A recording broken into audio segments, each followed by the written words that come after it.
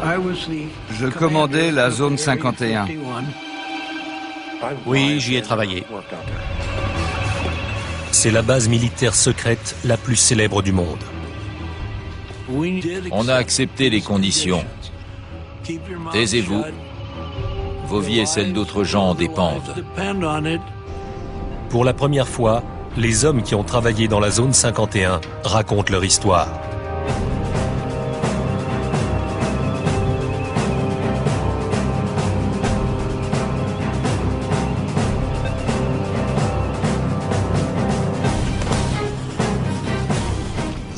Il y a eu beaucoup de désinformation, mais elle a été alimentée par la curiosité naturelle des gens. Quand on ne sait pas ce qui se passe, on a envie de le découvrir.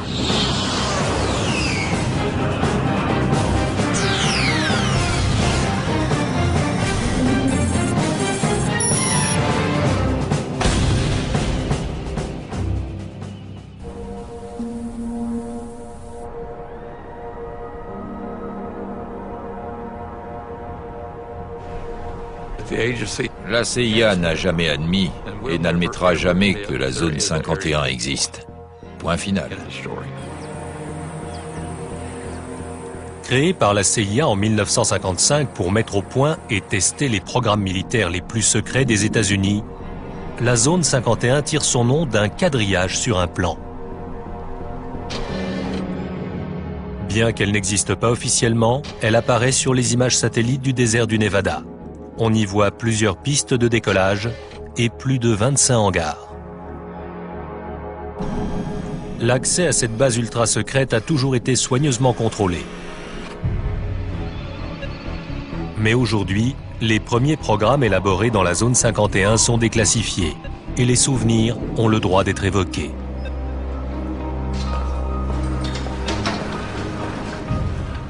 C'était une vraie guerre froide. À l'époque, des bombes nucléaires étaient pointées vers toutes les grandes villes. Et il y avait deux adversaires et on se demandait lequel cognerait le premier. Très souvent, la démocratie doit céder le pas à un contrôle militaire rigoureux afin de permettre au pays de survivre. On adhérait tous à cette idée.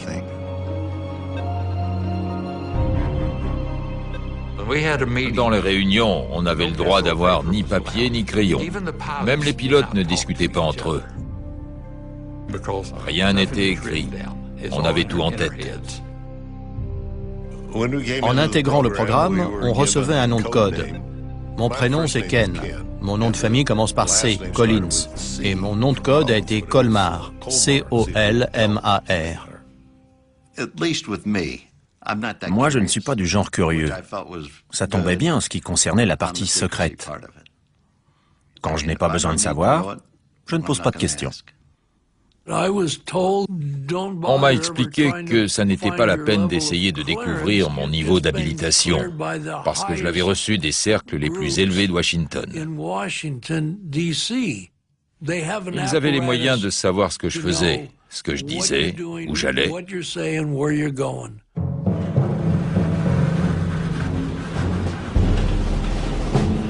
La base est construite autour d'un lac asséché, Groom Lake, un endroit qui offre des avantages évidents.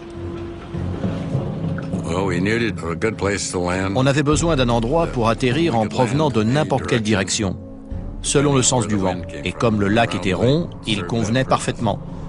En plus, il était abrité par le relief accidenté des alentours, donc il n'était pas très visible.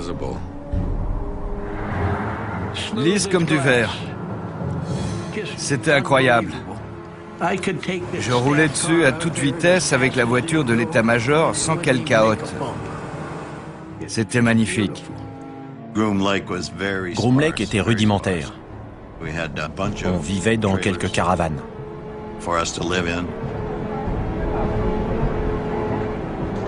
Il y avait un bâtiment polyvalent où on mangeait. Et il n'y avait ni télévision, ni radio. Il n'y avait pas de femmes. Il y en a eu une qui appartenait au service financier de la CIA et qui a passé une nuit sur la base. C'est la seule dont j'ai entendu parler. Paradise Ranch a été le premier nom donné à cet endroit. Les autorités pensaient que ça atténuerait son austérité, que ça convaincrait les gens que ça n'était pas aussi terrible que ça en avait l'air.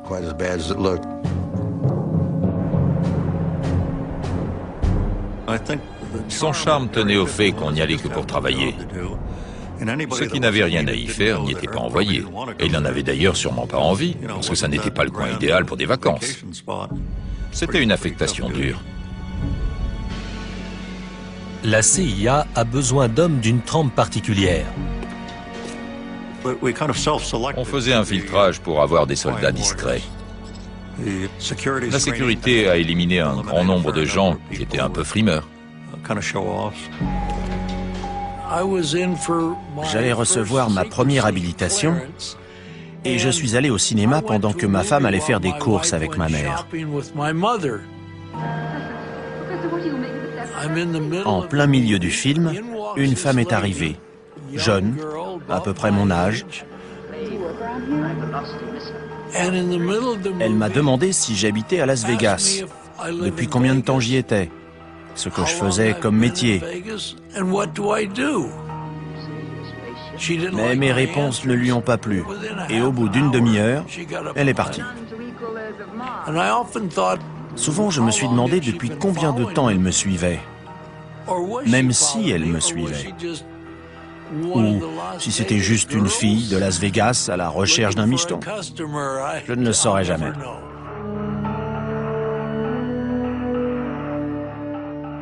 On ne nous a absolument pas dit de quoi il s'agissait. On nous a simplement dit que c'était extrêmement sensible et qu'il ne fallait en parler à personne. Les entretiens ont lieu dans des chambres d'hôtel. Un type qui avait réussi tous les tests s'est entendu dire « Il y a un programme noir dans l'Ouest et on aimerait que vous y travailliez, ça vous intéresse ?» Il a dit qu'il voulait en discuter avec sa femme et les gars ont répondu « Allez-y ». Quand le type est revenu à l'hôtel, ils avaient fait leurs valises et il ne les a jamais revus. Dire qu'il voulait demander à sa femme s'il pouvait travailler sur un programme noir, ça lui a été fatal. Il n'a pas eu droit à une deuxième invitation.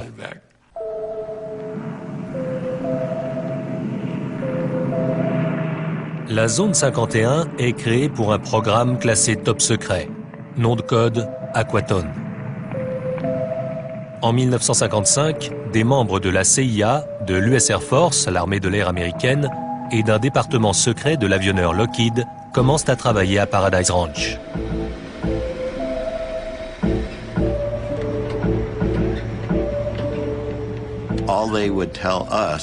On nous disait simplement qu'on se portait volontaire, sans savoir de quoi il retournait. Beaucoup de gars n'étaient pas partants, mais moi, si. On savait qu'on allait devoir utiliser des combinaisons stratosphériques, donc qu'on volerait en haute altitude.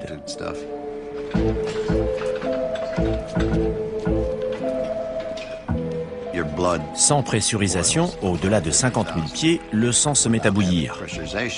En cas de dépressurisation, si le moteur tombe en rade au-delà de 50 000 pieds, la combinaison vous sauve la vie. Une entreprise de Boston a été choisie pour fabriquer les combinaisons.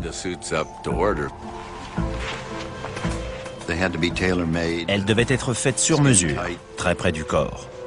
Alors on est allé chez un fabricant de soutien-gorge pour la grande distribution. On faisait un essayage, on rentrait à la maison, on revenait, on refaisait un essayage après fabrication. Et on ne pouvait pas dire qui on était, ni ce qu'on faisait. Simplement qu'il nous fallait une combinaison.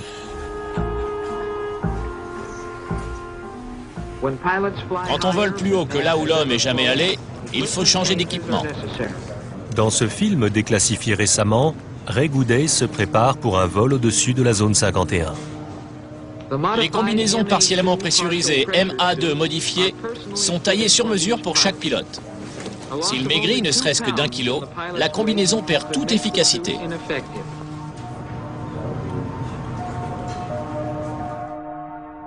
Jamais personne n'a eu une telle allure. Et des rumeurs commencent à circuler à propos de ce qui aurait lieu dans la zone 51. C'était tellement secret que j'ai ignoré où se trouvait la base jusqu'à ce que j'y aille. Et je me suis demandé où j'avais mis les pieds. Les participants au programme ne savaient pas tout. Par exemple, les mécaniciens ignoraient ce qu'on faisait en l'air. C'est dire à quel point c'était secret. Rien ne restait dehors. Sitôt posé, l'avion partait au hangar. Ces hommes testent une des armes les plus importantes de la guerre froide. L'avion espion U-2. Il n'y avait pas d'avion d'entraînement, pas de biplace, pas de simulateur. L'U-2 est équipé d'appareils photo haute résolution conçus pour monter à près de 70 000 pieds, afin de prendre des clichés depuis la limite de la stratosphère. Au moment où la course aux armements s'intensifie, l'U-2 est le meilleur espoir de surveiller l'arsenal sans cesse croissant de l'URSS. Mais il impose des efforts énormes aux pilotes qui sont obligés de respirer de l'oxygène pur pour survivre à de telles altitudes. Certains étaient ravis parce qu'ils allaient prendre une bonne suée. Pas moi. Je préférais dormir, bouquiner ou réfléchir à ce que j'allais faire. Parce que certaines missions n'étaient pas simples. Il fallait voler dans des conditions précises pour qu'elles réussissent. Le moindre kilo supplémentaire risque de réduire le plafond de vol de l'U-2. Tout le carburant se trouvait dans les ailes, donc c'était impossible d'empêcher le bout de racler par terre. C'est pour ça que des roulettes les soutenaient jusqu'au moment où les ailes s'éloignaient du sol. À ce moment-là, les roulettes se décrochaient. J'aimais bien décoller et monter en spirale. L'U-2 a une couverture. Officiellement, il s'agit de recherche météorologique. C'était notre couverture. On était un escadron de reconnaissance météo. Si ça n'était pas un avion conventionnel, alors qu'est-ce que c'était? Bien que volant 3 fois plus haut que les avions de ligne de l'époque, l'U-2 est parfois repéré. J'en suis pas sûr, mais je crois que j'ai vu le soleil briller sur une vitre ou sur des hublots d'observation. Au milieu des années 1950, au moment où la guerre froide et la passion des Américains pour les ovnis battent leur plein, je crois que ça venait de l'espace, mais que c'était amical. Les avions argentés sèment parfois la confusion. Ils étaient en aluminium pur et ils avaient l'allure d'une étoile brillante au firmament. Les pilotes ont ordre de tout nier, même auprès des contrôleurs aériens.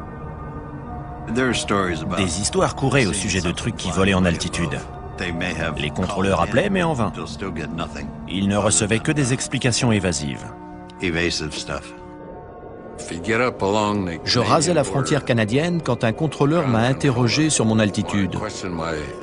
Ses renseignements étaient très précis, mais je lui ai répondu « Non, faites réviser votre matériel.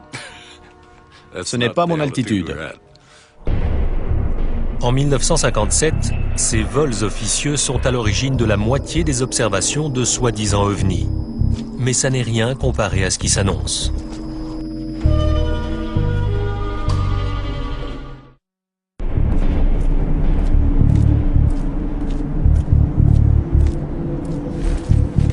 La zone 51 est tellement loin de tout que la plupart des gens qui y travaillent font l'aller-retour chaque semaine depuis Burbank ou Las Vegas.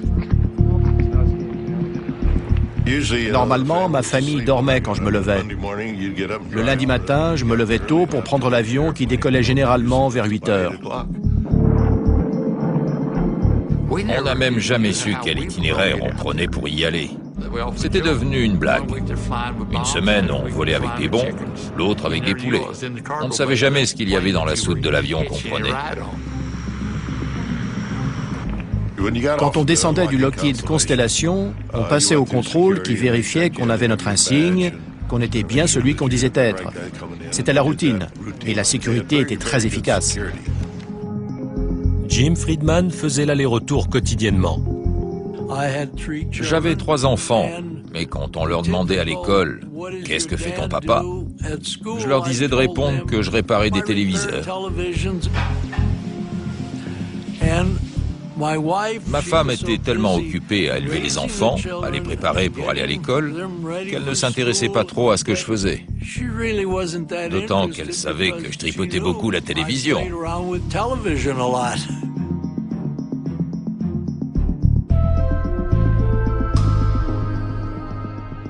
C'était bien, on a eu une belle vie.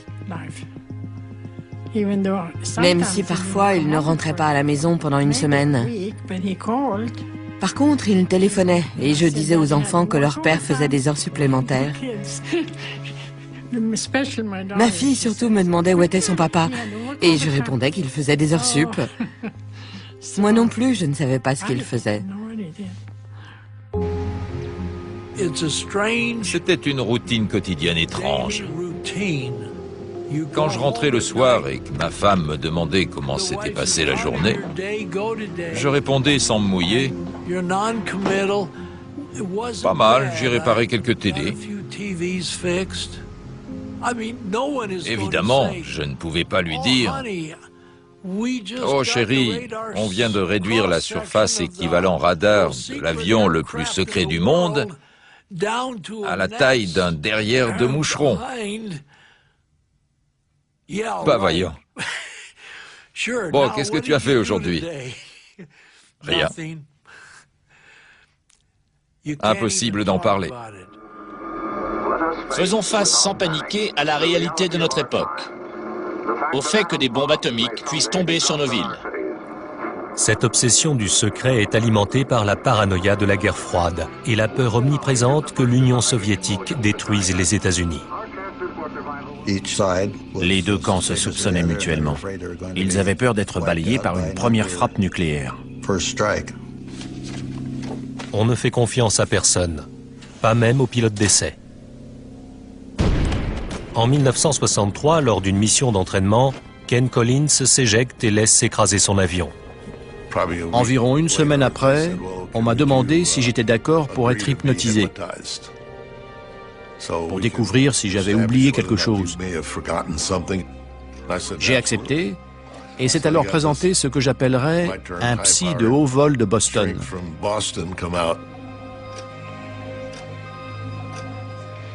Il n'a pas réussi à m'hypnotiser. Il était assis face à moi, on discutait, je ne bougeais pas, mais ça n'a pas marché.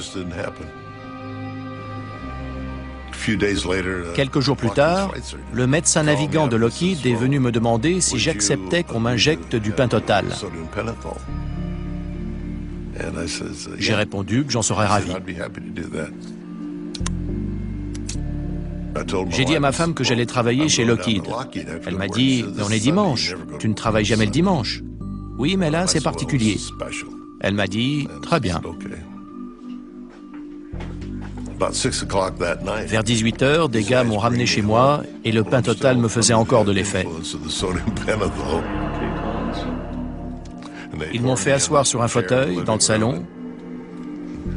Ils ont dit au revoir et ils sont partis. C'est tout ce qu'ils ont dit. Ils n'ont pas adressé un mot à ma femme. Ils lui ont juste donné les clés de la voiture. Elle était en colère parce qu'elle croyait que j'étais allé picoler avec eux. En fin de compte, la conclusion a été que tout ce que j'avais raconté correspondait à ce qui s'était passé. Lorsqu'une bombe de ce genre explose au sol ou juste au-dessus, le gouvernement américain, qui travaille à toute vitesse pour mettre au point des armes toujours plus puissantes, a choisi d'installer sa base secrète à côté de son centre d'essai nucléaire. Mettez vos lunettes. C'était en plein milieu du terrain d'essai nucléaire du Nevada.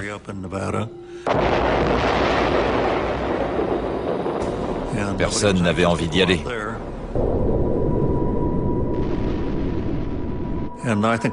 Cette discrétion a été capitale pour accomplir ce travail dans le plus grand secret. Mais comme plus de 450 explosions nucléaires ont lieu entre 1955 et 1968, l'endroit présente quelques défauts.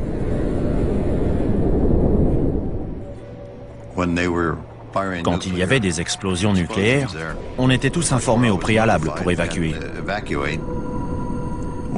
Une fois, ça a duré presque 2 semaines à cause de problèmes météo, de vent principalement.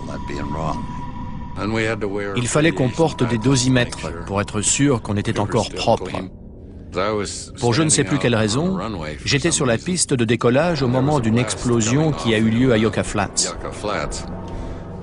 J'ai vu des vagues dans le sol s'approcher de moi. Ça montait, ça descendait, ça montait, ça descendait. C'était une explosion souterraine. C'était incroyable de voir ces grands cercles de terrain s'enfoncer.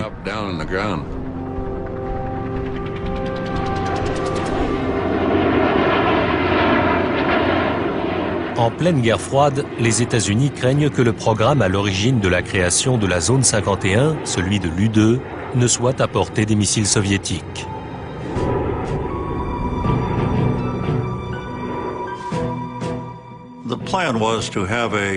L'objectif, c'était de mettre au point un avion habité pour succéder à l'U-2, qui devait être bien moins vulnérable et bien plus performant.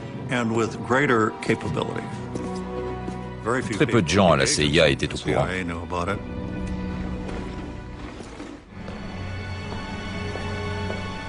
À la fin des années 1950, la base s'occupe d'un nouveau programme classé top secret. En 1958, j'ai commencé à travailler sur l'Oxcart.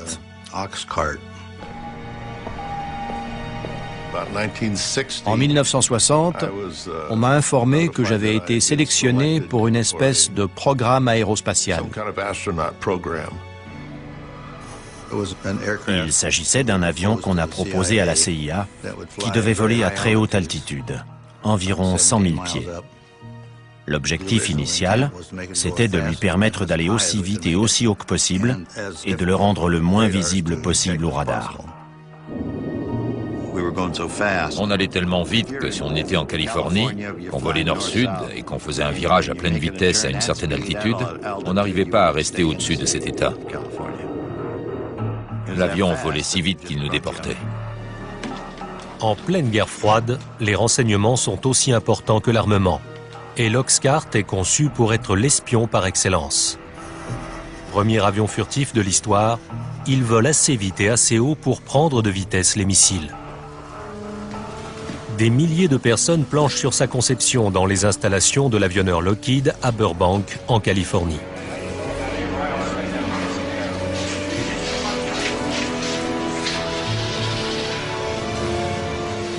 Malgré l'ampleur de la tâche, le programme reste secret. Pour l'Oxcart, il fallait une habilitation particulière. Et c'était la plus élevée qu'on pouvait obtenir. L'avion devait supporter les températures provoquées par la friction de l'air lors des vols atmosphériques à 3200 km/h. L'Oxcart était à 93% en titane, un matériau jamais utilisé pour un avion. Et pour s'en procurer beaucoup, il fallait traiter avec l'Union soviétique. Comment la CIA a-t-elle fait sortir ce matériau du RSS?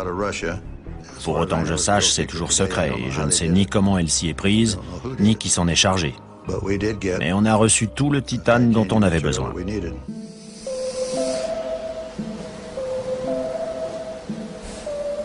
Une fois prêt, le prototype doit être acheminé de la chaîne d'assemblage californienne à la zone 51.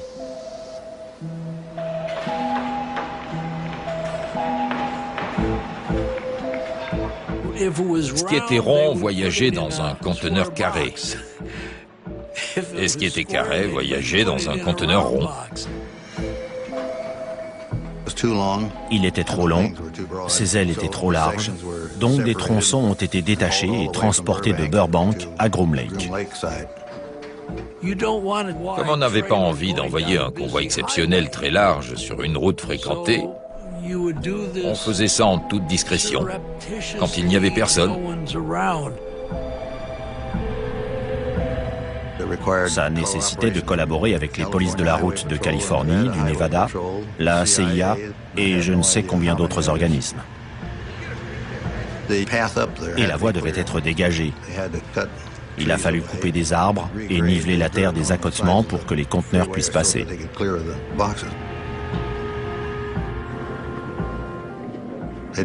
Tous ces gens n'avaient pas besoin de savoir ce qu'il y avait dedans, simplement qu'il fallait les protéger et que tout reste secret.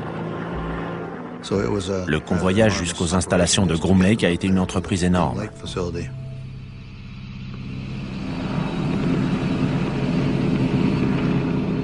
Ken Collins est un des premiers pilotes à découvrir l'Oxcart à la zone 51.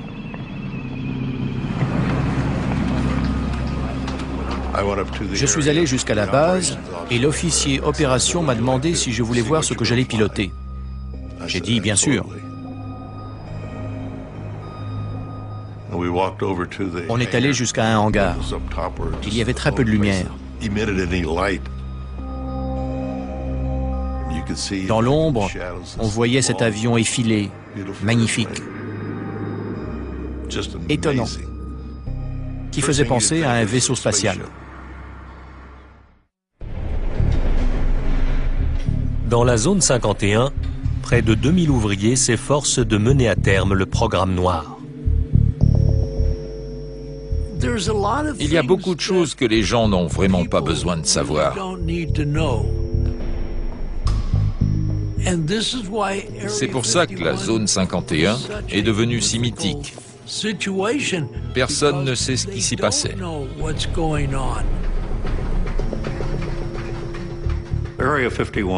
La zone 51 n'avait qu'un but, mettre au point l'Oxcart pour qu'il intervienne à l'étranger.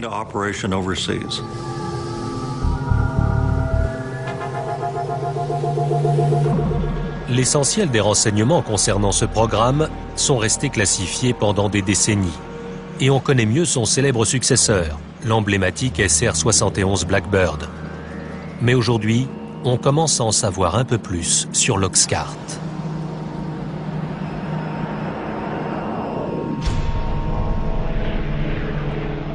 Il a été le premier avion furtif de l'histoire, conçu pour être quasiment invisible aux yeux des radars ennemis. Les essais auxquels j'ai participé consistaient à survoler nos stations radars. On voulait voir si l'avion allait être ou non repéré. Je suis allé au centre d'observation radar pour voir ce qui arriverait quand l'Oxcart passerait. J'étais planté là. Personne n'a remarqué grand-chose.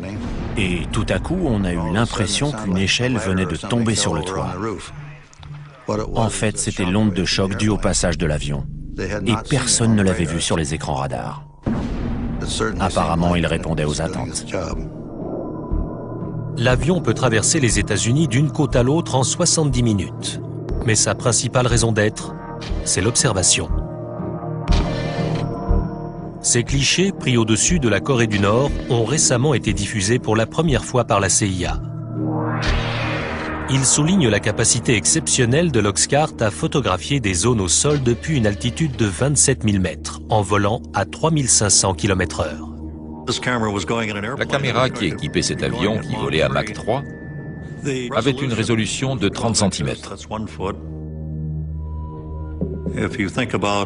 Imaginez un objet au sol sur lequel vous posez un quadrillage avec des carreaux de 30 cm de côté, un peu comme sur du linoléum, avec des carreaux noirs, blancs ou gris.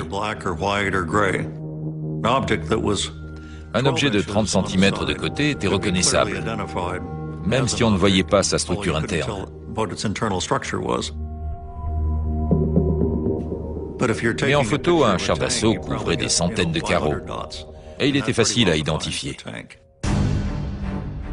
Mais au plus fort de la guerre froide, les hommes de la zone 51 ne sont pas les seuls à disposer de caméras efficaces. Les soviétiques avaient entre 4 et 6 poubelles, comme on les appelait.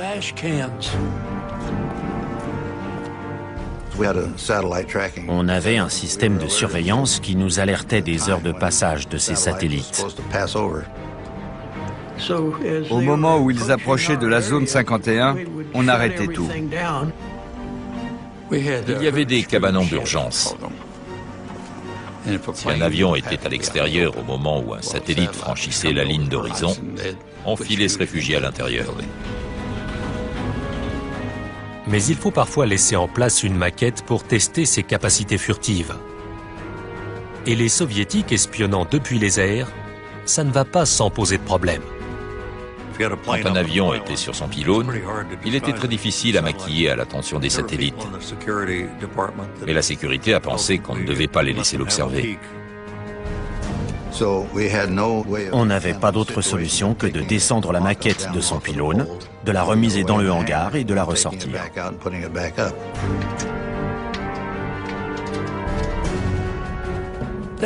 Ça rendait la tâche très difficile. On commençait à travailler sur l'avion, puis il fallait le rentrer rapidement dans le hangar. Après, il fallait le ressortir, le rentrer, le ressortir. C'était toute une histoire. Malgré ces efforts, des agents de renseignement découvrent que les soviétiques ont un dessin de la silhouette de l'avion et qu'ils peuvent le détecter. Lors de la plupart des essais effectués en journée, les radiations en provenance du soleil chauffaient tout, sauf les parties à l'ombre. Et quand on laissait la maquette en position pendant une demi-heure, elle projetait une ombre qui pouvait être repérée avec un appareil infrarouge. Bientôt, les hommes de la zone 51 fabriquent donc des leurres à l'attention des soviétiques. Quand des satellites équipés d'instruments infrarouges arrivaient, on dessinait la forme d'un avion bizarre devant un des hangars. La plupart des silhouettes étaient en carton. Au moment où le satellite arrivait, on mettait des radiateurs à l'arrière pour qu'il y ait une signature infrarouge et faire croire que l'avion venait de se poser. On voulait que l'ennemi croie qu'on avait quelque chose que lui n'avait pas. Et on voulait l'obliger à consacrer beaucoup de temps et d'argent à essayer de découvrir ce que c'était. Des objets fantomatiques apparaissent sur les écrans. D'autres leurres protégeant l'Oxcart alimentent des rumeurs qui vont bon train. Les chasseurs ont passé des heures à suivre ces objets repérés au radar. On a effectué 2850 missions au départ de Groom Lake, dont personne n'a jamais rien su. L'avion n'existait pas. Mais naturellement, en fonction des rayons du soleil, il pouvait être repéré, et les gens disaient alors avoir vu un ovni. Le chef du renseignement de l'US Air Force a confirmé que ces objets ne sont pas des armes secrètes américaines et répète que l'Air Force doit enquêter. À l'époque, l'Air Force travaillait sur le programme Blue Book, consacré aux observations d'ovnis. Quand elle a ouvert son enquête, elle s'est heurtée à un mur du secret. Elle a appris qu'il s'agissait d'une mission secrète, qu'il fallait inventer une histoire bidon et tout oublier. Nous avons reçu et analysé entre 1000 et 2000 comptes rendus. Les pauvres gars du programme Blue Book allaient devoir inventer quelque chose pour expliquer ces observations. Je respecte l'Air Force, mais certains de ces objets sont d'origine interplanétaire. Les contrôleurs aériens de l'aviation civile américaine ont eu interdiction de signaler ces objets qui volaient si vite, pour ne pas effrayer le public. Les pilotes de ligne étaient des empêcheurs de tourner en rond. Ils voyaient le Blackbird prendre de l'altitude. Ils montaient à 80 000 pieds, alors que les avions civils étaient à 45 000. Et les pilotes appelaient à la radio et se mettaient à hurler.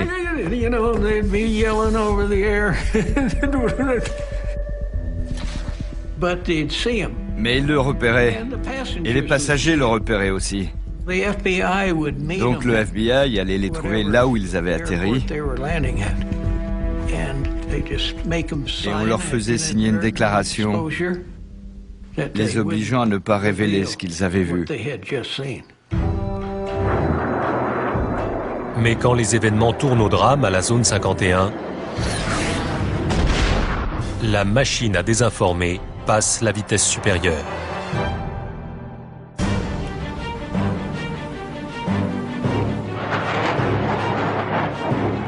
Ce n'est que des dizaines d'années plus tard qu'une mésaventure est finalement révélée.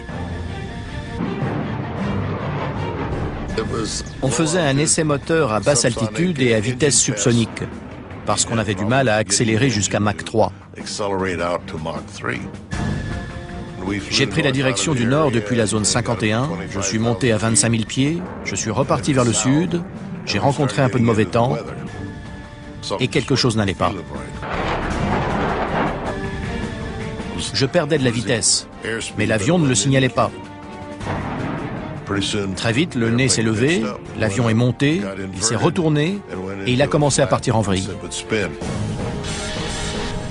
c'était fichu. Je me suis éjecté et je suis parti vers le bas, puisque je volais à l'envers. Ken a pris la bonne décision. Mais sur le moment, ça me faisait vraiment mal de m'éjecter d'un aussi bon avion.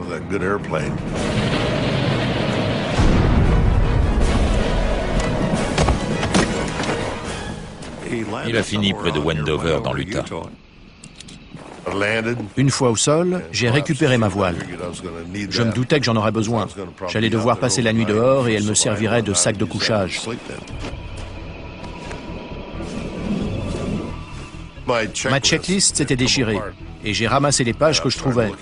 Elles étaient toutes classifiées et estampillées du tampon secret. Je crois que je les ai fourrées dans mes poches. Une camionnette brinque-ballait au milieu du désert. Dedans, il y avait 3 types. J'étais étonné de les voir. Ils m'ont dit de monter, qu'ils allaient me ramener à mon avion. Mais j'ai répondu non, parce que c'était un F-105, c'était notre histoire, avec une arme nucléaire à bord. Ils m'ont dit, vous feriez mieux de monter alors, on va pas traîner ici. J'ai grimpé à l'avant et on s'est entassé à 4.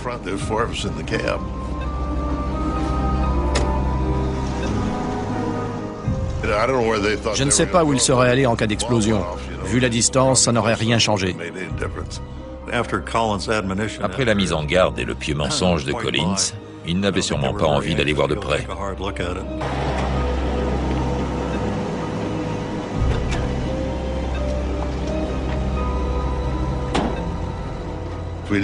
On avait un numéro de téléphone d'urgence. J'ai appelé, je me suis identifié. C'était tout ce que mon interlocuteur avait besoin de savoir. Et j'ai dit où j'étais.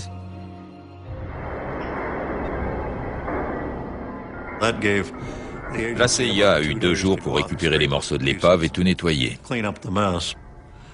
Sinon, ça aurait viré à la kermesse.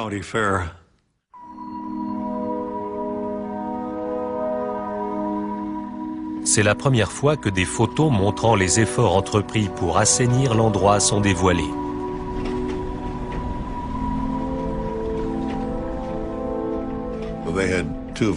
Deux types de la sécurité sont allés sur place. Ils ont sillonné tout le coin à cheval pour vérifier que rien de classifié n'avait été oublié.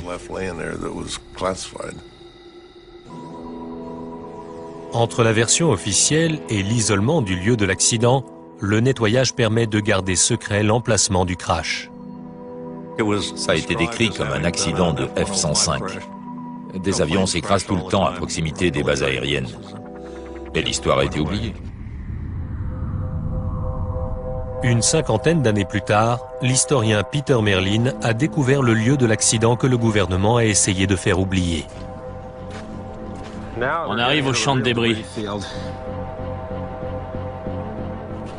Dans le cadre du nettoyage des lieux, les gros morceaux ont été découpés au chalumeau et rapatriés à la zone 51 par avion cargo. L'historien a fouillé le désert en s'appuyant sur des documents déclassifiés. Voici une note de service secrète de la CIA. Toutes les traces de 123 ont été transportées depuis le lieu de l'accident. Mais il reste toujours quelque chose sur le lieu d'un accident. Cette pièce faisait partie de l'aile. A, c'est pour A12, W pour L et 667, c'est le numéro de dessin. Celle-ci vient du poste de pilotage et elle porte le cachet d'inspection. Voilà le cratère laissé par l'impact. Il y a du titane partout. En voilà un gros morceau. Il est épais. Ici, l'arrière du fuselage a percuté le sol. Et de chaque côté, on voit les trous creusés par les moteurs. Il y en a un ici. Je suis au milieu. On observerait la même chose aujourd'hui si un des avions secrets de la zone 51 s'écrasait. Les mêmes mesures de sécurité seraient certainement prises et on nous servirait une histoire bidon.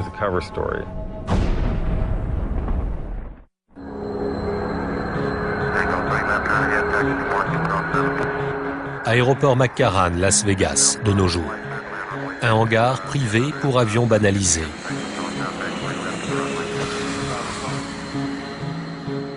Chaque jour de la semaine, des passagers empruntent la voie des airs pour aller à Groom Lake, comme au temps de l'U-2 et de l'Oxcart.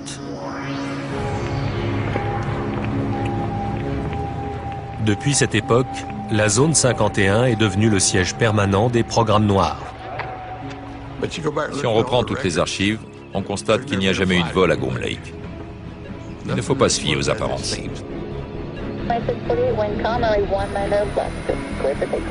Et le mystère continue. Les fonds secrets alloués chaque année aux forces armées dépassent les 41 milliards d'euros. De toute l'histoire des États-Unis, ils n'ont jamais été aussi élevés. Même ceux qui jadis ont tant sacrifié pour la zone 51 ignorent tout de ce qui s'y trame aujourd'hui. J'aimerais bien savoir ce qu'on y fait, mais je l'ignore.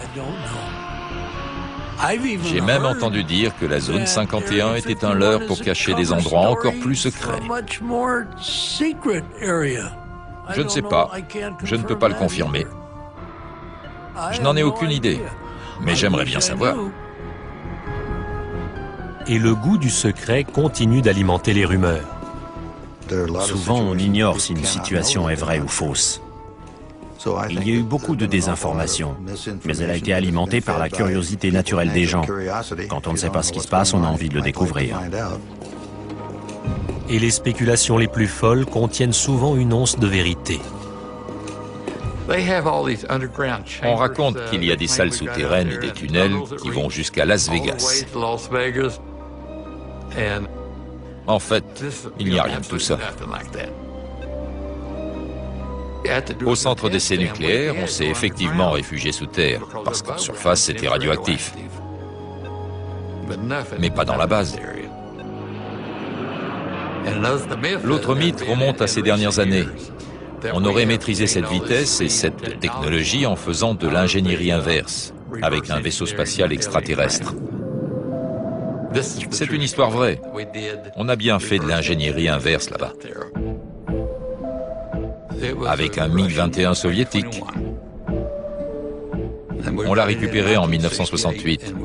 On l'a démonté pour voir comment il avait été fabriqué. On l'a remonté et on l'a fait voler.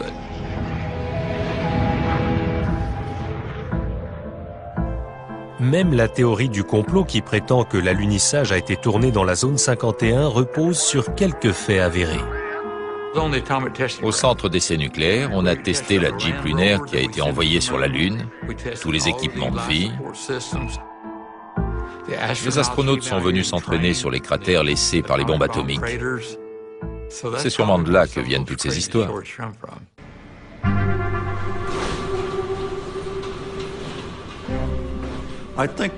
Les gens qui se sont investis dans les programmes Oxcart ou U-2 ont accepté le fait qu'ils ne seraient peut-être jamais rendus publics. Pour eux, c'était une espèce de secret de famille, et ils étaient prêts à l'emporter dans leur tombe. Ça a été un grand honneur pour moi d'accomplir ce travail, parce que ça veut dire qu'on m'a vraiment fait confiance, alors que je n'étais qu'un gamin de la campagne. On a fait confiance à des gens comme moi qui ont travaillé là-bas.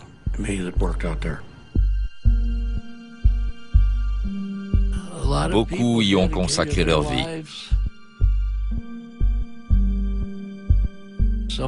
Certaines familles ont éclaté parce que les épouses ne savaient jamais quand leur mari allait rentrer. Ce n'était pas un boulot comme un autre.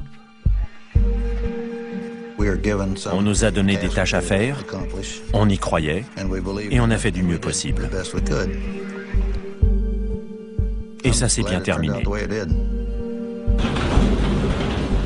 Mais lorsqu'on aborde ce qui s'est passé dans la zone 51, la seule chose dont on soit sûr, c'est qu'on ne saura jamais tout. Je ne vous ai dit que 5% de ce qui s'est passé. Je n'ai raconté qu'une partie de l'histoire. Je dois être honnête.